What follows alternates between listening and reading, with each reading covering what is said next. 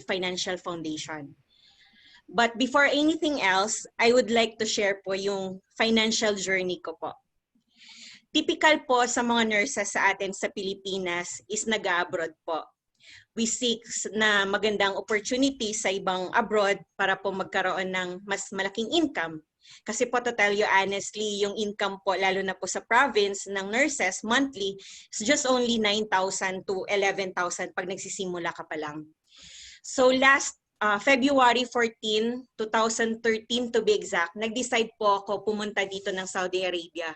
I work in one of the private hospital dito po sa Riyadh. And dalawa lang po ang nasa isip ko that time. Tulungan ko po yung parents ko para maiyahon kami sa kahirapan. And at the same time, matulungan ko po yung mga kapatid ko sa kanilang pag-aaral. But after few months na nagtatrabaho po ako, I receive a bad news, kumbaga. Yung tatay ko po is nahulog po sa poste, is working an electrician. So at the age of 56, na medical terminate po siya. So dahil ako po yung panganay sa 8 magkakapatid, ako po ay naging breadwinner sa aming pamilya. Kaya po ako ay mahilig pumunta ng London. Loan doon, loan dito, utang doon, utang dito. So yun po yung nangyari sa akin. Year 2015, I was invited by one of my closest friend po. Actually, she's also a nurse. Graduate po na cum laude. So, in-encourage niya ako to go for an investment. Dahil po sa napakalapit ko po siyang kaibigan, nag-invest po ako. And sad to say, scam po yun. Dahil kulang po sa financial education, kakulangan po sa financial management, unfortunately, I lost more than 100,000 po sa hard-earned money ko. Wala ka na pong magagawa, di po ba? Anyway, 2017, may nag-invite sa akin just to attend financial education. Well, ang dami ko pong excuses. And then, lagi ko pong sagot, ay, alam ko na po yun. Meron po akong sakit, acne. Yan po, alam ko na po yun. Well, good to know. Nagpapasalamat din po ako sa mag-asawang kaibigan ko dahil hindi po silang nagsawang invite ako. So I started attending the lecture ng the Global Filipino Investors. And that time, may realization po. Pero dun lang, realization lang. Diba sabi nga po ng isa sa mga mentors natin na si Bo Sanchez, kahit gaano pa kadami yung pag-attend mo ng financial education, pag walang execution or walang application is useless. So ganyan din po, walang may nangyayari sa buhay ko. So I think I really meant to become a financial literacy advocate. Nakilala ko po last March 2018, yung isa sa mga naging mentor ko po. Actually, nakatabi ko lang po siya sa eroplano. And that time, he introduced to me yung real estate investments. And after 3 months, nag-invest po ako sa real estate. And akala ko po, yun na, tapos na, investors ka na. Well, 2019, I received a message from him. Anyway, he's also my sales manager sa real estate po. So, 2019, nagbalik loob po siya sa IMG kasi po that time inactive po siya. And then I received a message from him sa FB na, Shin, mag-sign up ka sa IMG. And then, hiningi niya po yung mga details ko, email ad, birth date, my complete name. And then after a while, sinenda niya din po ako ng proposal sa Kaiser. Honestly, I don't know about IMG nang mag-sign up po ako and at the same time sa Kaiser po. But dahil po, he provided us a lot of lectures, mga seminars, doon ko po lubusan na unawaan kung ano po yung advocacy ng IMG. And IMG changed my life po, lalo na po sa usaping kaperahan. At ngayon, isi-share ko po sa inyo kung ano po yung natutunan ko sa IMG. And through IMG, nakilala ko po and I'm very grateful, nakilala ko po sina CEO Joey Villanueva and Tita Tess Villanueva. And now, we will start our discussion. Hello po. Yes, Ma'am Shinley, go ahead po. Yan po yung financial journey ko po. Parang naiiyak na kami sa journey. Tapos na yung IMG orientation. Tapos na. Na-feel na namin.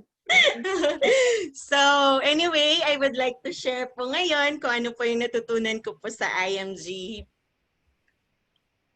Ala, bakit hindi umagana yung slide ko?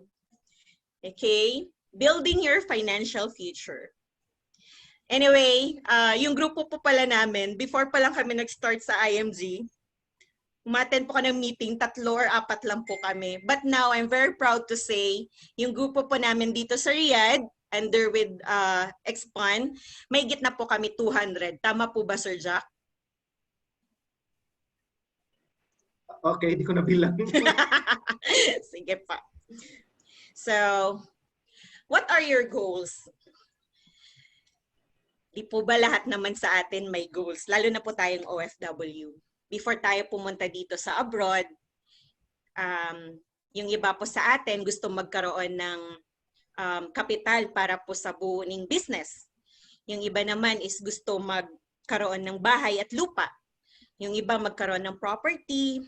Yung iba naman is magkaroon ng sasakyan. So ano po yung ginagawa natin para ma-achieve po yung goals po natin? Sabi nga po ni Pablo Picasso, our goals can only be reached through a vehicle of a plan in which we must fervently believe and upon which we must vigorously act. There's no other route to success. O di po ba, pag may pangarap po tayo, we exert more effort, we exert more time, we exert more money to make it happen. Wag po yung, wala tayong ginagawa. Let's say, yung ginagawa natin is araw-araw is pare-pareho lang, matutulog, magtatrabaho. So doing the same thing over and over again and expecting different results, sabi nga ni Albert Einstein, it's insanity. Kabuangan po yun. So dito sa IMG, what is IMG nga po? IMG is International Marketing Group. Ano po yung ginagawa ni IMG? Well, IMG is a financial services company in the financial industry. We assist people who want to help themselves achieve financial security through financial education. Pero paano? By teaching them how to build a solid financial foundation. Well, we will discuss later kung ano po yung solid financial foundation. Dito po sa IMG, IMG established partnership with the biggest companies in the financial industry. Sa IMG po, one-stop shop po tayo. May mga partners po. Sa healthcare, yan po yung Kaiser and De Los Reyes Optical. May partner po siya sa life insurance. Yan po yung MB Life or Manila Bankers Life. Sa Fidelity Life, meron din po sa investments like mutual fund, namely Soldibo Funds, Ramber, Philam Asset Management, Filiquity, Atram, Sun Life. Tsaka meron din po sa direct stock market, yan po yung MyTrade or Abacus Philippines. Meron din po tayong partners sa real estates, namely Vista Residences, Ayala Land, DMCI, SMBC, and Mega World. Meron din po non-life insurances, and at the same time, may mga allied financial services din po tayong partners like Globe, Asset Preservation Services. Sa informatics po, may mga discounts po tayo. So ano po yung mission ni IMG? To help every family achieve financial freedom. Sabi nga po, no family left behind. Wala po sa pamilya natin yung may maiiwan. Our belief, many people today are financially struggling due to lack of financial information. Tama po yun. Ako nga, nag-struggle ako dahil wala po akong kaalaman regarding financial information at na-scam pa po. Well, sa IMG, meron po tayong mission before. 1 million financially educated families by year 2020. And I'm proud to say na-achieve po yun natin since February 2019. So ngayon po, yung bagong mission ng IMG is to educate 10 million financially educated families by 2025. So hopefully po, yung mga bagong mga guests po natin ngayon, we will be part ng IMG Global Campaign for Financial Literacy, and it will at maging part din po ng IMG B1 family. So I would like to introduce yung isa sa mga best-seller na libro po natin ngayon, yung The Secret to Saving and Building Your Future.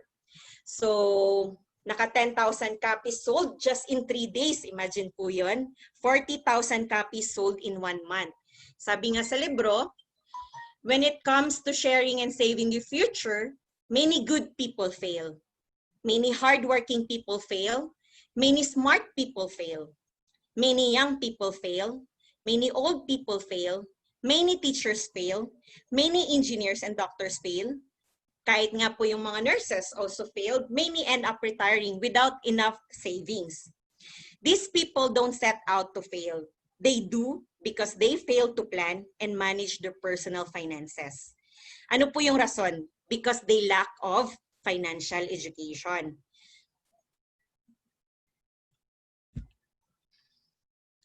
So according po sa statistics of retirees, 2% lang po yung financially independent. 23% are still working. So kahit po 60 years old na, marami po kayong nakikita na may mga edad na nagtatrabaho pa rin. 30% yung dependent on charity, nakadepende po sa PCSO. Yung sa probinsya po namin sa Bacolod, ang tawag po doon ay SWA. Gumagawa po ng letter to have a discounts, lalo na po sa medical expenses. And then 45% na nakadepende po sa kanilang mga anak. So saan niyo po gusto mabilong? Di po ba napakaganda na financially independent po tayo? And hopefully, lahat po tayo nandito ngayon, mabilong po sa 2% na financially independent. Lakihan po natin yung percentage dito po sa financially independent. Kaya po, yung mga karamihan po sa atin, they did not plan to fail, they simply failed to plan. Where do you see yourself when you retire? Di po ba? Bakit po kailangan nating mga Pilipino magkaroon ng financial education? Well guys, napakayaman ng mga Pilipino. For the last 10 years, 90 billion ang estimated amount na na-scam sa Philippines.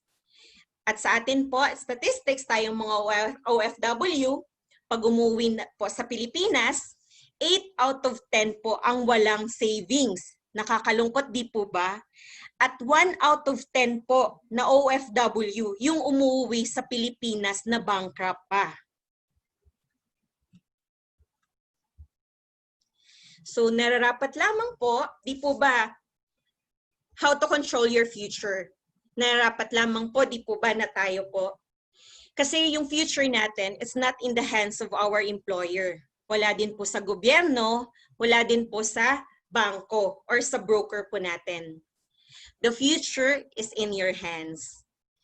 Tayo po ang responsable how to make money. Tayo din po yung dapat nangangailangan na mag-save ng money to accumulate the money. At tayo din po ang dapat na mag-protect ng hard-earned money po natin. Paano? Guys, we have to be our own money manager. We have to understand how money works for you and make money work for you. Di ba karamihan po sa atin ngayon, lalo na tayong mga OFW, pag dumating po yung sweldo natin, ito po yung ginagawa natin. Income minus expenses. At kalimitan, wala ngang savings. At kalimitan, negative pa po tayo. Walang may natitira. Yung salary po natin, usually, binabayad lang po sa bills, binabayad sa PLDT, sa shopping, o Starbucks, sa Jollibee, lalo na po sa credit card. So nararapat lamang po, hopefully tayong mga nandito ngayon, matutunan natin yung correct saving formula. Income minus savings equals expenses. we have to pay yourself first. Tayo po yung nagtatrabaho dito sa abroad, tayo po naghihirap. So nararapat lamang, we have to prepare for our future. So if you are a good Christians, napakaganda din po yung prosperity formula. Pag nagka-receive po tayo ng income natin, and then tithes na 10% minus savings, and then ang natitira po, yan po yung gagamitin natin for our expenses and lifestyle. Sabi nga ng pera, if you save me today, I will save you tomorrow. Di po ba? Kaya po yung pera nyo po ngayon sa wallet nyo po, keep it, wag pong gastusin sa hindi naman kailangan, save for the future. Ano nga ba yung importansya ng solid financial foundation? Di po ba pag nagbi-build ng house, kailangan po yung pundasyon natin is matatag? Para po just in case na magkaroon man ng kalamidad, like typhoon or earthquake, hindi po matitibag. Ganon din po sa ating financial foundation. Kahit anong mang-unos na mangyayari, financial crisis, gaya ng pagkawala ng income, pagkasakit, or yung untimely death, tsaka po yung company bankruptcy. Pag solid yung financial foundation natin, kahit mangyari yung ganito, is stay put lang po tayo. What I mean is,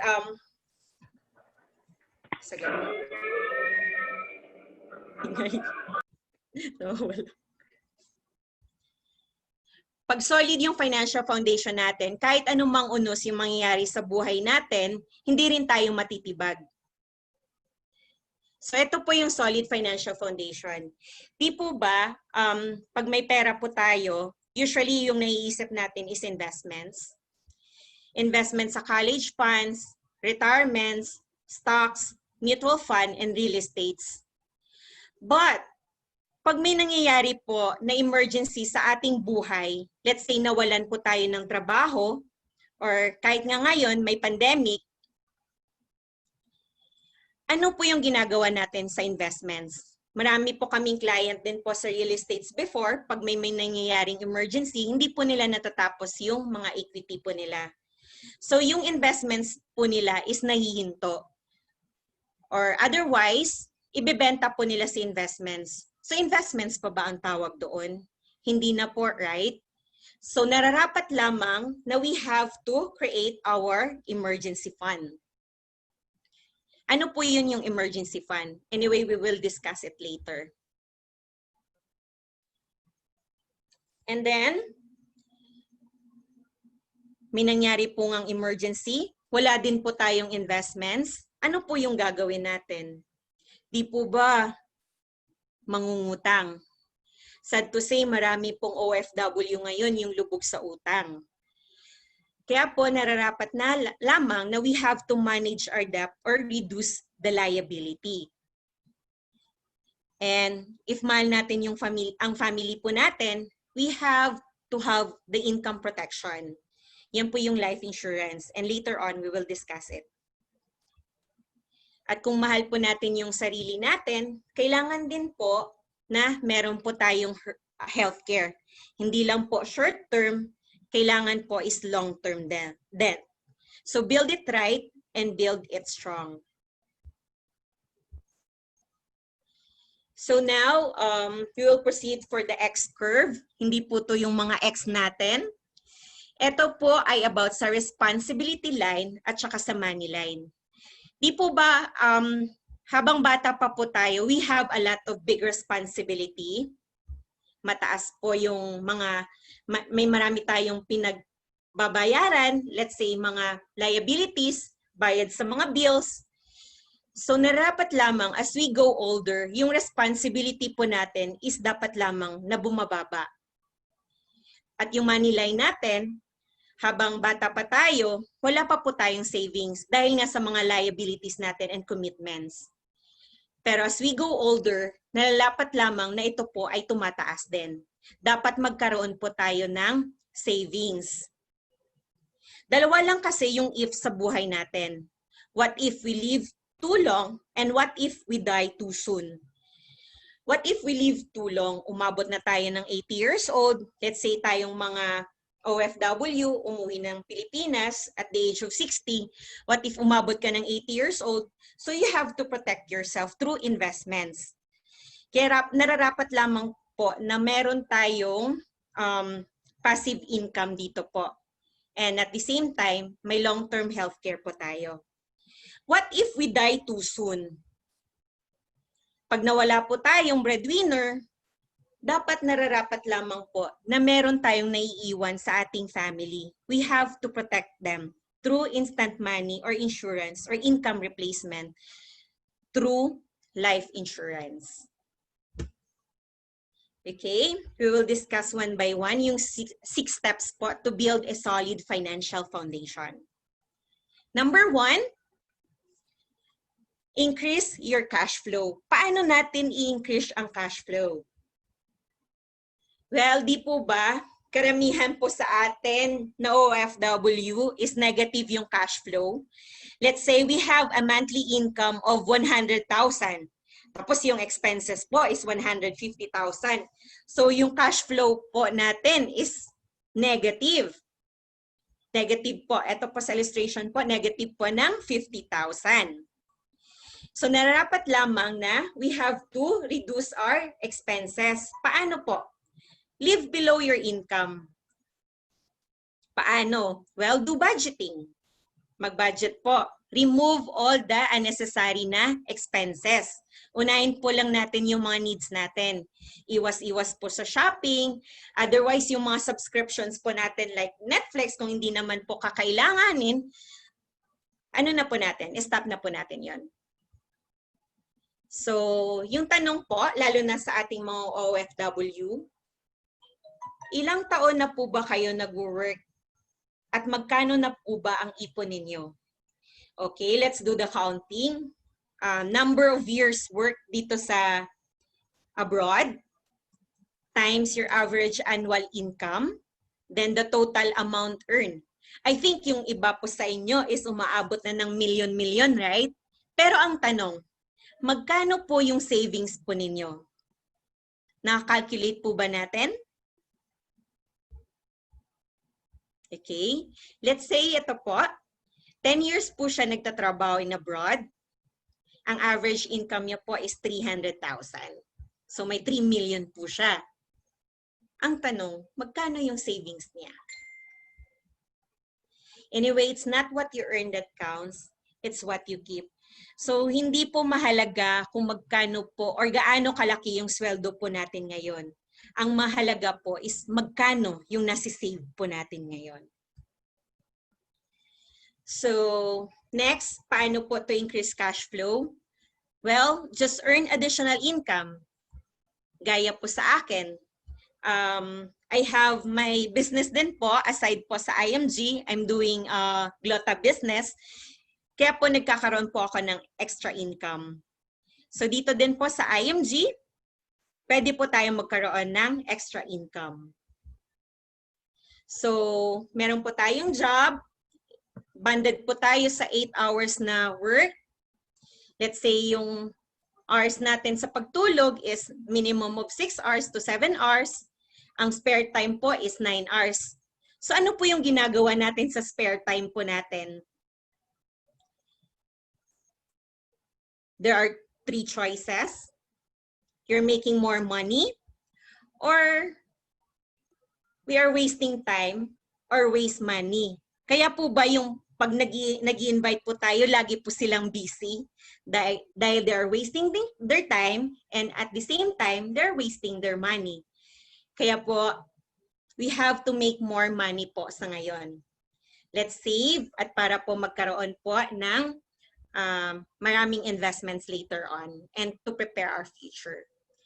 Number 2 is ensure proper protection by choosing the right healthcare.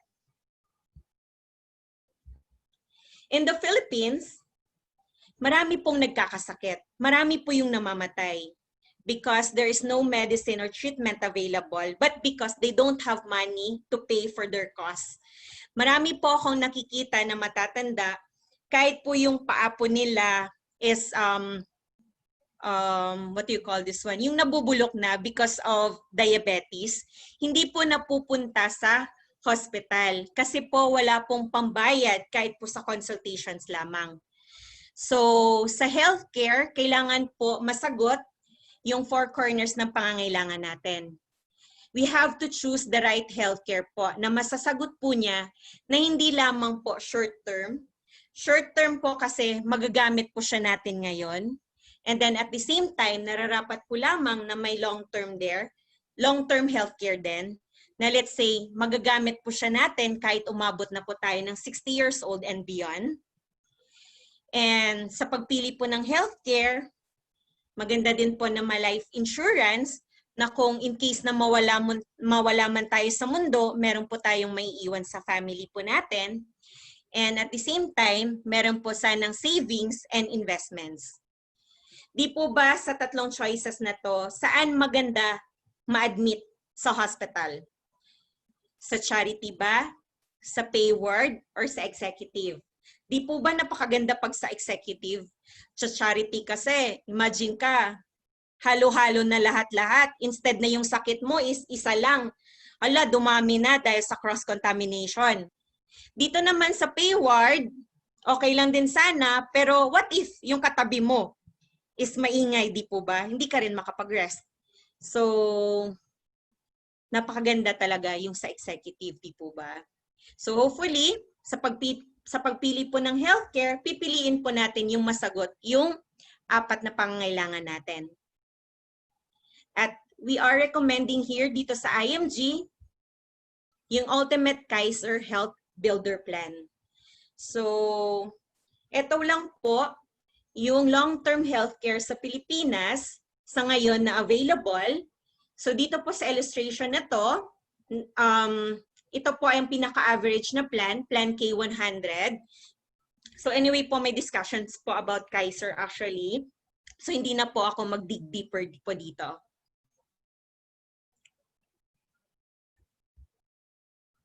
Number 3, understanding the purpose of insurance. Di po ba sa Pilipinas is a critical topic pag insurance na po yung pinag-uusapan.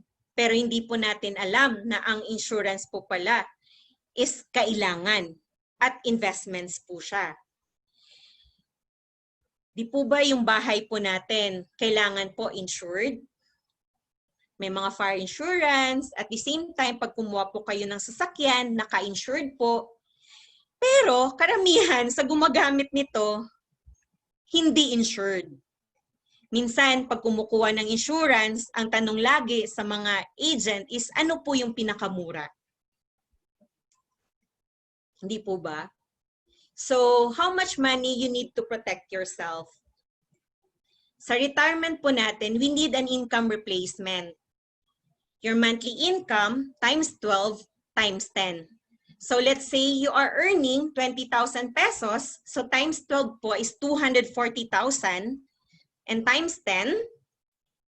So ilan po, how much po yung money needed to work for you? It's 2.4. 2.4 times 10, minimum investment interest. So meron pong gain annual interest na 240,000 divided by 12. So on your retirement, sa monthly income replacement mo, nangailangan din na magkaroon ka ng 20,000. Para po sa pagtanda po natin, meron po tayong magagamit sa mga pangangailangan natin. So kailangan po, ito po yung i-prepare natin for our retirement needed. Number 4, sa solid financial foundation, we need to manage our debts effectively. Why we should manage our debts? Anyway, debt can turn into a disease. It could control your life, diminish your happiness, and limit your freedom. Di po ba yung debt tsaka debt is pareho lang? Kasi po, pag hindi po natin na-manage yung mga kautangan po natin, debt sa bahay, debt sa sakyan, lalo na po sa credit card, you can never be truly free until you are debt-free. So, pag lubog po tayo sa kautangan, yung buhay po natin is parang 6 feet below the ground na din. Malapit po tayo kay kamatayan. Di po ba? So hopefully, tayo po lahat, we could manage our debt effectively. So number 5, sa solid financial foundation, we need to build an emergency fund. Ano po yung emergency fund? No matter how much you plan in life, the unexpected things still happen. To prepare for life's little disasters, set up an emergency fund to help pay the unforeseen expenses, gaya po ng loss of job, extended hospitalization, tragic death, catastrophe, typhoon, earthquake, gaya po ngayon, yung pandemic po. So, sa emergency fund, we have to save 3 to 6 months of your total expenses. Gaya po ng pag nawalan ka po ng trabaho.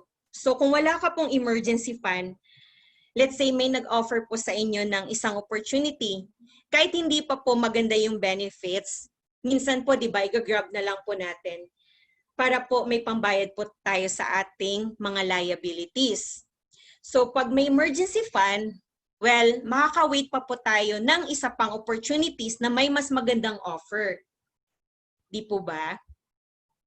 So, let's say if you are having an expenses or income mo is 20,000, so you have to save 3 months ng income mo po. So, dito po sa kanya, nag-save po siya ng 60,000. So, number 6 po tayo sa how to build our solid financial foundation, growing wealth through investments. Paano po? Kilala niyo po siguro si Albert Einstein. Sa kanya po galing yung rule of 72. 72 divided by interest rate. So, dito po natin malalaman how money works for you. Sa rule of 72, let's say, sino po dito sa inyo yung mahilig mag-invest po sa mag-deposit ng pera po sa bangko? Okay. Dito po, nag-save po siya sa bangko ng 10,000. Di po ba yung bangko, ilang percentage po yung binibigay sa atin? For the sake of computations, 1% po. Usually kasi less than 1% po to eh. So, eto, 72 divided by 1 equals 72 years. So, yung 10,000 niya, dumoble after 72 years. So, let's say nag-invest siya at the age of 20 years old ng 10,000 plus 72 years. So, 92 years old, dumoble yung pera niya, naging 20,000. Yung tanong, buhay pa po ba kayo nun? Well, sa rule of 72, dito po, maghahanap po tayo ng investment company. Let's say po, sa isang conservative na mutual fund investments. 72, nagbibigay po ng 4%. Let's say 72 divided by 4 is equals 18 years. So, his money doubles every 18 years. So, eto, yung client na to, he invested at 29 years old, amount of 100,000. So, 29 plus 18 years, so 47 years old po siya, yung 100,000 niya po is naging 200,000. So, 47 years old plus 18 years old, he's already 65 years old, yung 200,000 niya naging 400,000. Okay, maghanap po tayo ng investment company na makapagbibigay sa atin ng 12% interest rate. So, apply po natin ulit yung rule of 72. He invested in one of the mutual fund na nagbibigay ng 12%. So, 72 divided by 12 is 6 years. So, the money doubles every 6 years. He invested at 29 years old, same po, worth 100,000. So, 29 plus 6 years, he already 35 years old. So, yung 100,000 niya is naging 200,000. 35 plus 41, naging 400,000, and so on. So, at the age of 65, meron po siyang 6.4 million. See the difference? Napakalayo po. 6.4 sa 400,000. 6 million po yung difference. So people who don't understand how money works, they end up working for money. Kaya mas maganda po na tayo po, we have to understand how money works for us and then let money work for us. Alam niyo po ba na magkakaroon ka ng 3.5 million dahil po sa compound interest? Paano? You will have, meron po tayong 33 pesos per day or 1,000 per month. Pag ininvest mo po to siya sa mutual fund with compounding interest, magkakaroon ka po in 30 years, magkakaroon ka po ng 3.5 million. Want to know how? Well, may mga discussions din po tayo sa mga mutual fund investments natin. Okay, we have to build long-term investments. Di po ba pag nagsisave tayo sa bangko, ang tawag po sa atin is depositor? So pag nag-save po tayo sa bangko, yung bangko ini-invest din po nila sa government securities and commercial papers and stocks and equities. But ang ibabalik ng bangko po sa inyo, sad to say, it's only 0.5%. Na pwede naman pala na tayo mismo is mag-direct sa mga mutual fund companies. Di po ba napakagandang tawagin na tayo ay shareholder? Pag nag-invest tayo sa mutual fund, invest po din po nila sa government securities and commercial papers, stocks and equities. Ang ibabalik po ni mutual fund sa atin is 12% din.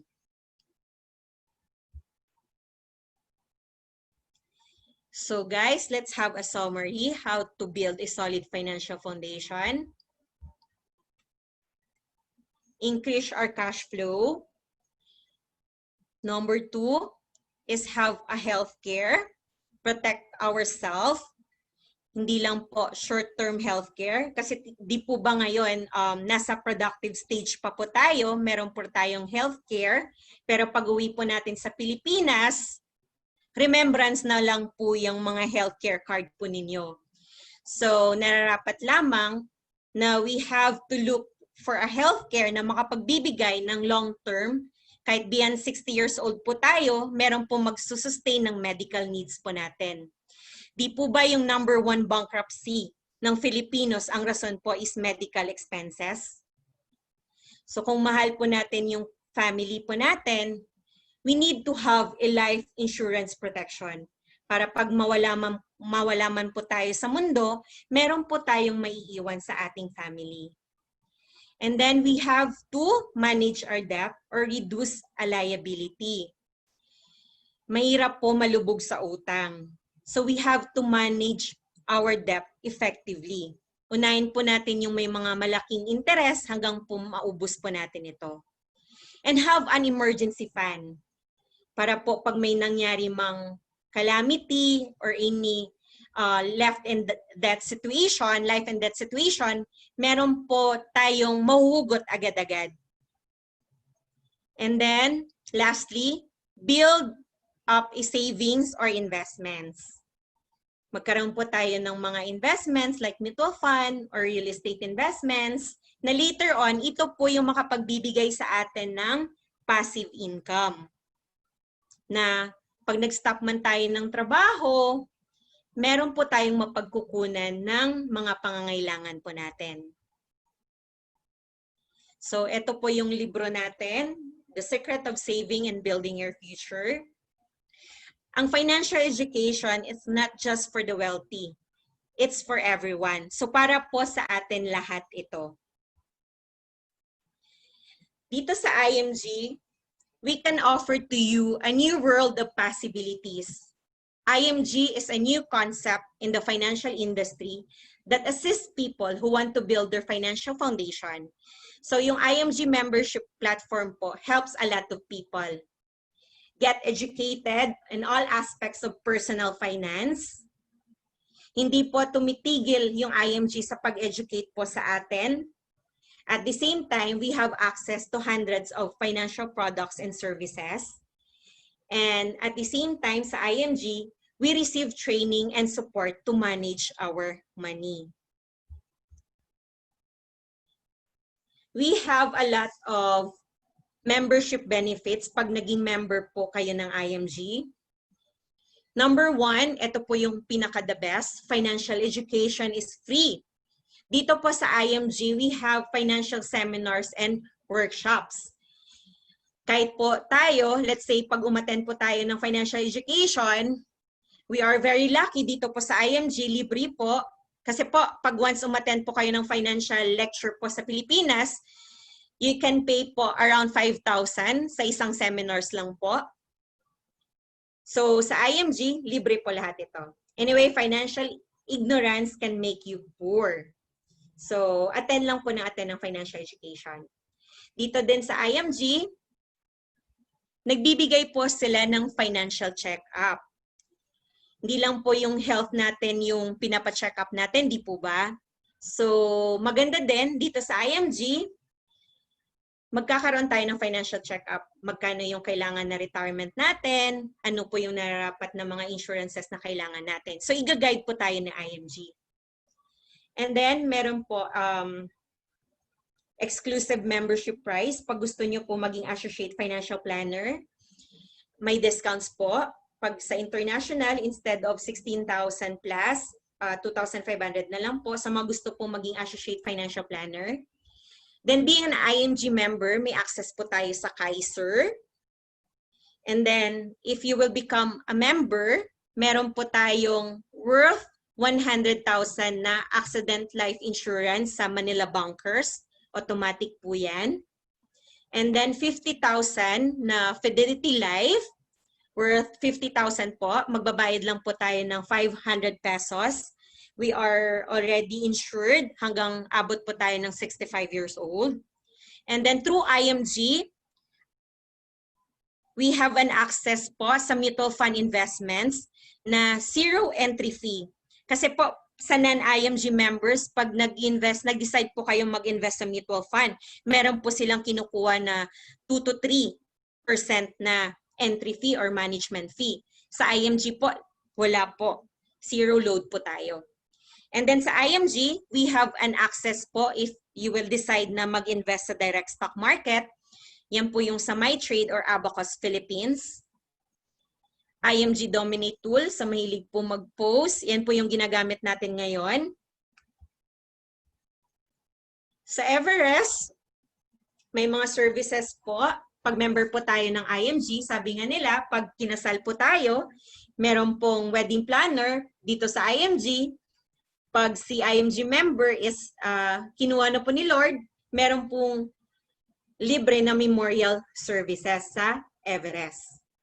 And then asset preservation services, yan po yung let's say, ikaw po na IMG member, meron po kayong marami na pong assets, let's say real estates, meron po kayong 6 na condominiums, then nawala po tayo sa mundo, yung sa may iwan nyo po, let's say yung anak nyo is 7, gagawin po siyang corporation.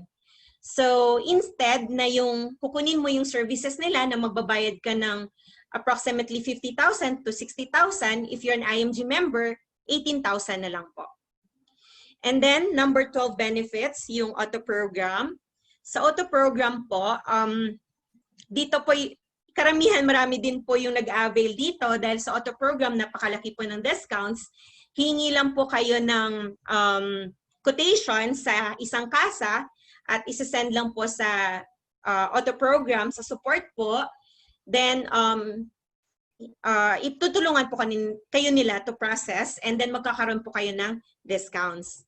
And then, meron po tayo sa Globe na I think 10% po na exclusive products and services na 10% po na discounts sa Globe. Sa lahat po ng products and services po nila if you're an IMG member. And then, number 14 na benefits, ini-eliminate po natin yung agent. So instead po, let's say nangangailangan po kayo ng car insurance or fire insurance. So instead po yung agent na yung magko-commission sa inyo, kayo na po na IMG member, ang discount sa inyo na po mapupunta. Same thing din po sa real estate companies. Yung sa SMDC, Ayala Land. So instead po yung agent yung magko-commission, if you're an IMG member, pag gusto nyo po mag-invest sa real estate, sa inyo na po mapupunta yung discounts. And then, special discounts and memorial lots and interment packages sa Haven of Infinity. And then, sa mahilig po gumawa ng libro, meron pong mag-guide po sa inyo. And we have also exclusive discounts on tuition fees and courses sa informatics. And then sa IMG Vision Care, if you're an IMG member, meron po tayong libre na frames. So we are entitled of 2 pairs per year sa De Los Reyes Optical. And then free consultations po sa INI-accredited Kaiser hospitals and clinics. Then access to ozone therapy. Pag member po tayo ng IMG, kung sino po dyan yung gusto magpabata, may discounts po tayo sa ozone therapy. And then, sa IMG po, sa financial, dalawa po, di po ba malakas kumita yung, yung sa financial industry, tsaka sa showbiz industry. So sa IMG po, we can have our own business, just become a financial educator. Help families and achieve the income you want. And then sa IMG po, we have a rewards to travel the world. At the same time, may mga recognitions po tayo. And as a marketing director, pins pa lang po yung nakuha ko. Hopefully later on, makuha ko din po yung watch or ring or car.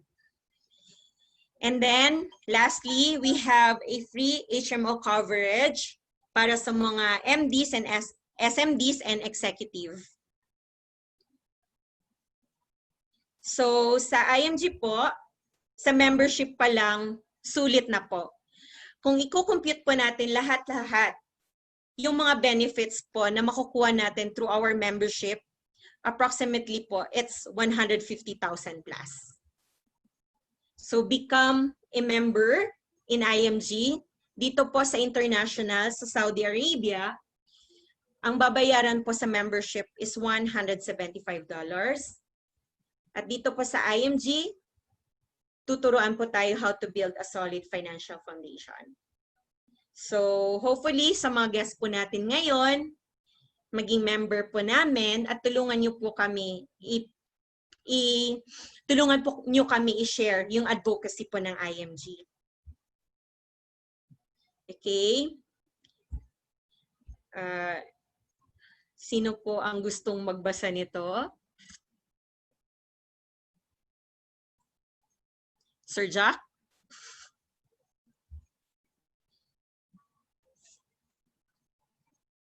Ako agad? Oo. Ikaw lang naisip ko ngayon. It's always be grateful. In any battle, knowledge is power.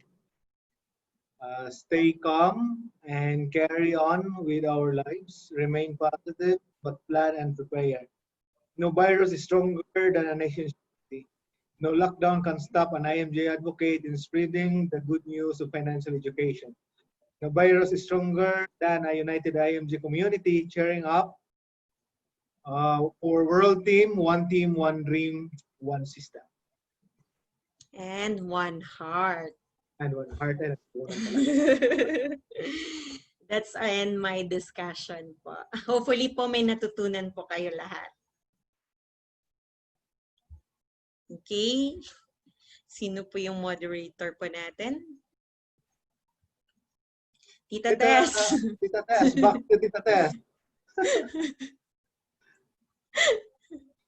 Nawala na si Tita Tess. Saan na kaya si Tita? Okay, so maraming salamat, Ma'am Kenly. Maraming salamat sa iyong Hindi ako nakasagot eh. Salamat sa information natin na Building Your Future seminar. I hope may po tayong bago sa mga members na, and sa mga hindi pa member, hopefully, may natutunan po kayo and may apply natin ang ating natutunan. Diba? Sabi nga, knowledge without action Yes. is knowledge without action is dead. Diba? Tama, tita. Bakit po? Pasensya. Okay, Tito, we can